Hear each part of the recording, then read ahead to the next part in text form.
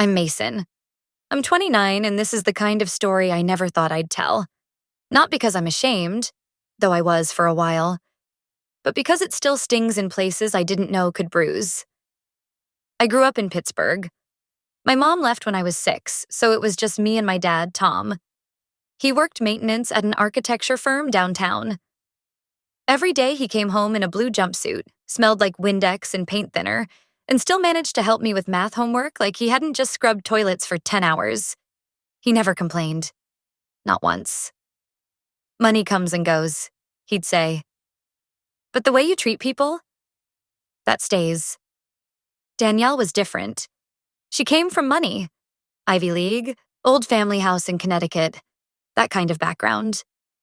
We met at a networking event, and I still don't know what drew her to me. Maybe I was the gritty boyfriend she could tell stories about at brunch. The guy who made it out. I didn't mind. I was just happy someone like her even saw me. We'd been together about 2 years when I landed my first real job, junior designer at a mid-sized firm. Nothing fancy, but big for me. I invited a few friends over for dinner to celebrate. Danielle offered to cook. My dad, God love him, insisted on helping.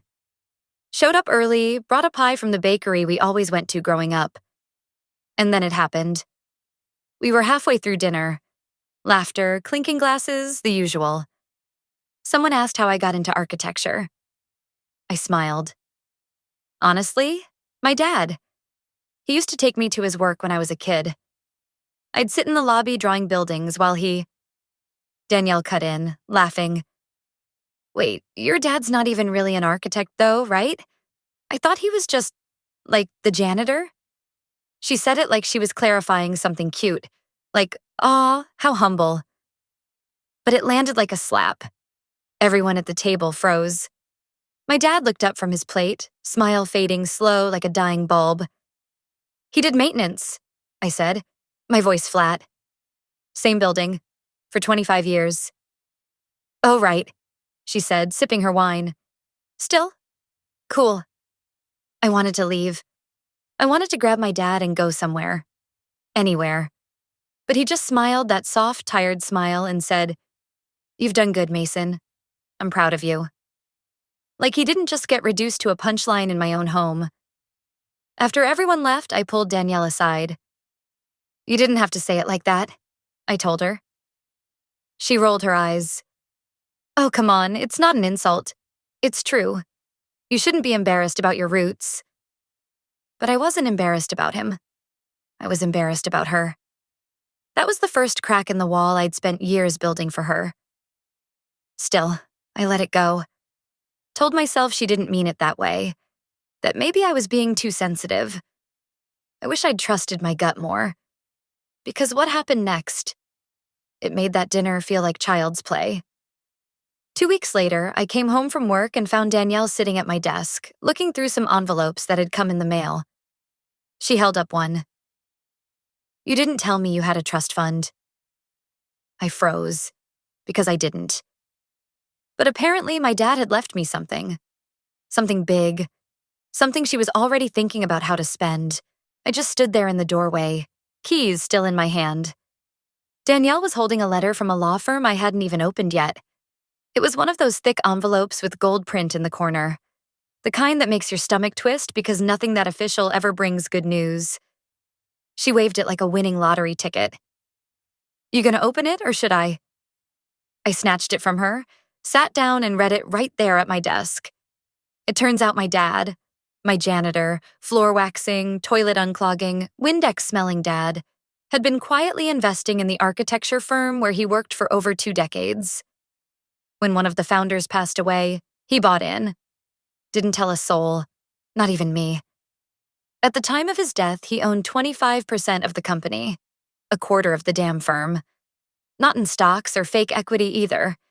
He was a named partner in the company charter, listed under a different name. I guess he wanted to keep his role quiet.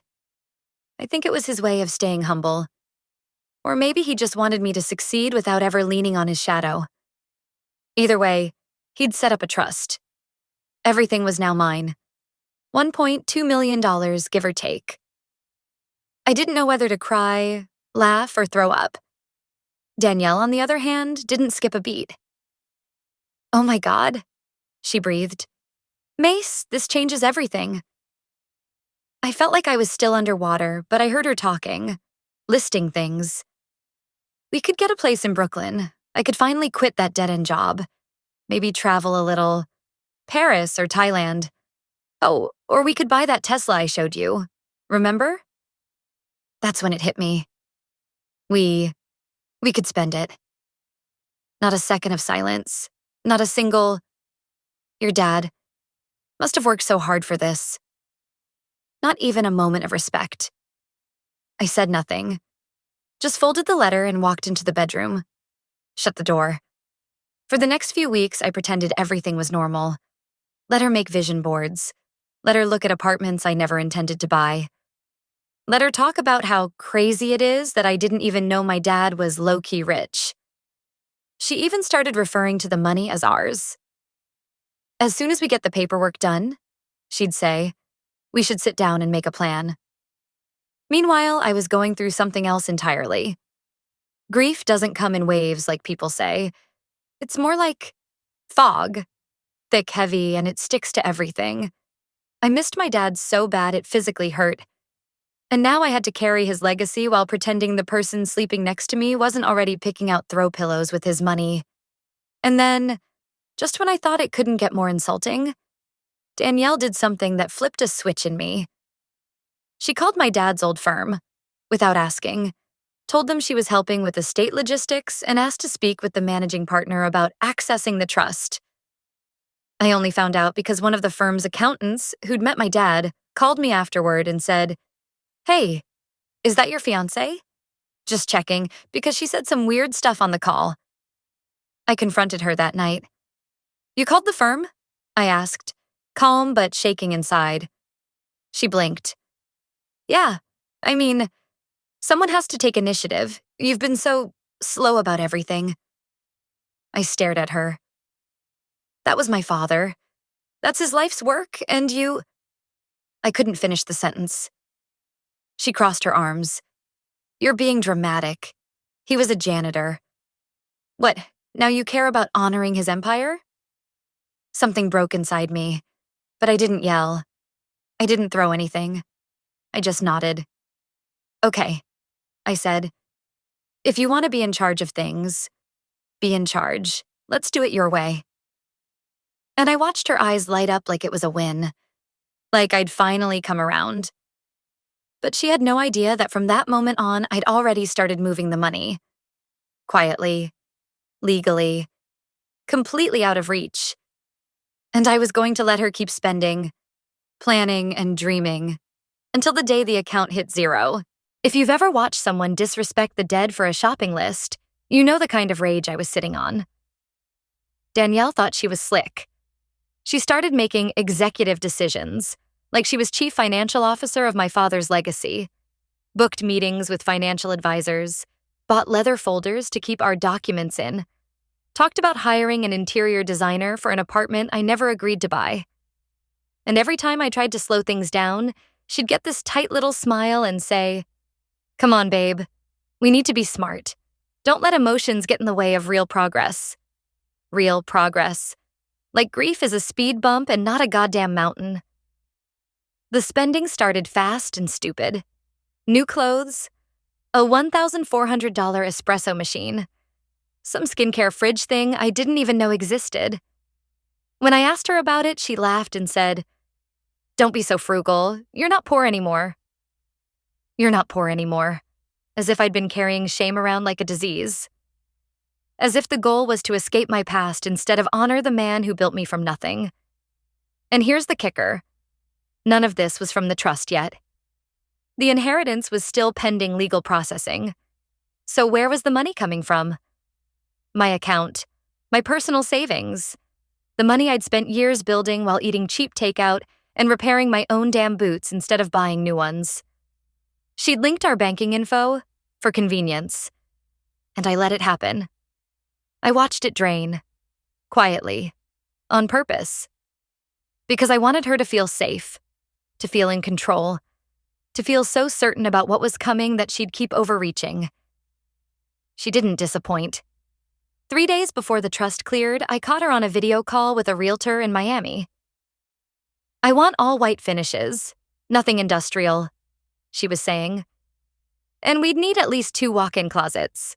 Mason's not super into fashion, but I'll need space for my seasonal rotation." My seasonal rotation. My dad was buried in a suit he wore for church and job interviews. That was his whole wardrobe. I didn't interrupt her call. I just left the apartment. I walked around the block 6 times, called my aunt in Philly, sat on a park bench and cried like a kid. When I got back, I told Danielle we needed to talk. She barely looked up from her laptop. "About what? If it's the money again, can we not? I've had a day." "No," I said. "It's about the trust." Her eyes locked on mine. Finally. "What about it?" "It cleared." She stood up. "Seriously? Oh my God, why didn't you tell me earlier? We need to—" "It cleared," I repeated. "But it's gone." She blinked. "Gone?" "I transferred it. Out of reach. Legally. Fully separated from anything you could touch." Silence. Then she laughed. Actually laughed. "Okay, funny. But seriously, you wouldn't do that. Not after everything. We've been building this life together." I didn't say a word. I just handed her a printed document. It was a signed affidavit confirming the account transfer into a foundation I had named after my dad, the Thomas R. Ward Design Fellowship. She scanned it, color draining from her face. "You gave it away?" "I gave it purpose," I said quietly, "because he earned that money with dignity. Not so you could treat it like a blank check." She looked like someone had slapped her soul. Then she whispered the most honest thing I think she's ever said. "You really never loved me like I thought." And I said, "No, I did, but I loved my father more." She left that night. No suitcase, no goodbyes. Just slammed the door like it owed her something. And me? I sat there for a long time, not feeling victorious, just empty. There's something about betrayal that hollows you out. It's not the act itself. It's realizing someone saw you bleeding and still decided to cut deeper. If you've ever been there, if someone's ever treated your love like currency, they didn't earn. I see you. You're not alone. And you're not weak for believing in them. Sometimes the strongest thing you'll ever do is let go, with both hands. I don't know the exact moment I stopped loving Danielle. Maybe it was when she said my grief was getting in the way of our future. Maybe it was the 3rd time she spent over $1,000 without blinking and said, "We'll make it back once the trust lands." Or maybe it was when I realized I wasn't even angry anymore. I was just done. But done didn't mean broken. Not this time. I started small, quiet, precise. While Danielle paraded around with my debit card like it was a golden ticket, I was meeting with my dad's old lawyer, someone I'd barely spoken to before all this. Turns out my dad had been meticulous. The trust wasn't a simple, "here's the cash" deal. It had provisions, terms, clauses, and an option to roll it into a nonprofit or fellowship, tax-exempt, irrevocable, which meant once it's in, no one can touch it. Not even me. I signed the papers that day. It felt like handing over a piece of my heart, but also like setting a trap, because Danielle, she still thought the money was coming. She maxed out a credit card on a scouting trip to Miami. She started telling people we were launching a design studio, even printed business cards, both our names on them, Ward and Ellis Studio. I asked her why she used my dad's last name. She shrugged. "It sounds more professional than just yours." Like she owned it, like she owned him. I played along. I nodded through the lunacy, even told her I'd book us a celebration dinner once everything was finalized. We went to this rooftop restaurant she loved, the kind where the water costs $12 and they write the menu in cursive. She wore a dress she'd bought on my dime. I wore a suit my dad gave me 2 years ago, the only one he ever bought me. Midway through the meal, she reached across the table, smiling. To us, she said, clinking her wine glass. To the next chapter. I smiled back and slid an envelope across the table. She blinked. What's this? Open it. Inside was a printout. Two, actually. The first, a formal letter confirming the trust had been moved to the Thomas R. Ward Fellowship for First-Gen Designers, a nonprofit, permanent, untouchable. The second, a detailed invoice of every dollar she had spent from my personal savings over the last 3 months, labeled, highlighted, with dates. I watched her eyes dance across the pages, confusion melting into dread. Her voice came out small. You moved it? All of it? I nodded. Every cent. Gone. It's funding kids who actually give a damn about design. Kids like I was. Kids who don't mock their roots. She dropped the papers on the table like they burned. You have no right. That was our future. No, I said quietly. That was my father's legacy. You just thought it was a payday. She went pale, then red, then pale again. You know I've already put deposits down. Flights, office space, marketing.